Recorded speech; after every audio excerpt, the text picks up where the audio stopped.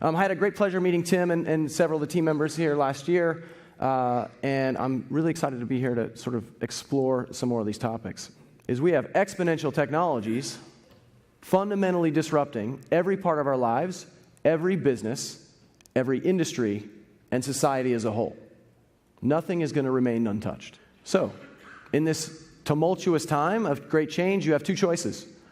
You either figure out how to disrupt yourself, or you just wait around until someone else does it. So really, the only thing you have to hear from me today is this one slide.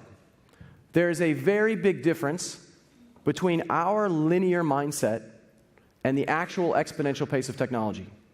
In the short term, when we see some new technology coming out, we almost always get super excited and think it's going to happen next year. And why don't we have things like flying cars? Right? We were super excited about flying cars 50 years ago, and you would think the Airbuses or the BMWs or somebody could have built us a flying car by now, but it's not here. And so we get incredibly disappointed because it takes a little bit longer on an exponential pace. But on an exponential pace, in the short term, in the early phase, it's doubling, 0.001 to 0.002 to 0.004, and it looks like nothing is happening, but it's doubling. At some point, those two cross, and then you get into this other phase where things are moving so fast that it seems crazy and chaotic. Now, if you can read our genetic information, you can rewrite it.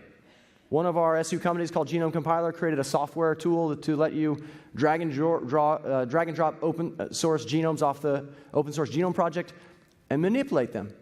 So I take a firefly genome and I take an elm tree genome and I'll extract the fluorescence gene and stick it in that tree. I'll just send that new code that I created. I'll probably put my name and maybe a poem in there, send it to a DNA synthesis shop, where a couple days later, they'll send me a test tube with new DNA that they just created.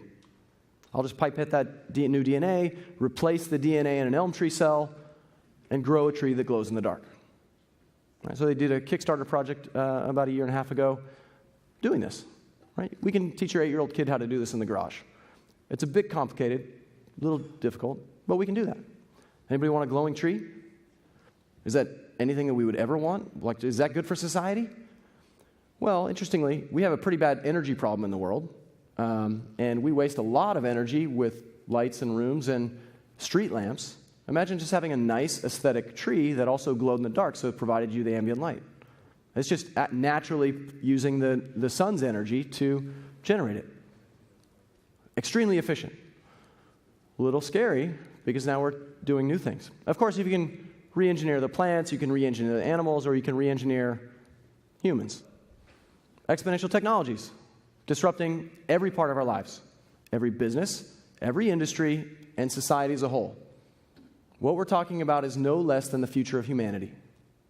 My last advice for you, the best way to predict this exponential curve is to just create it yourself, right? Get engaged and figure out where it should go, and you will dictate it.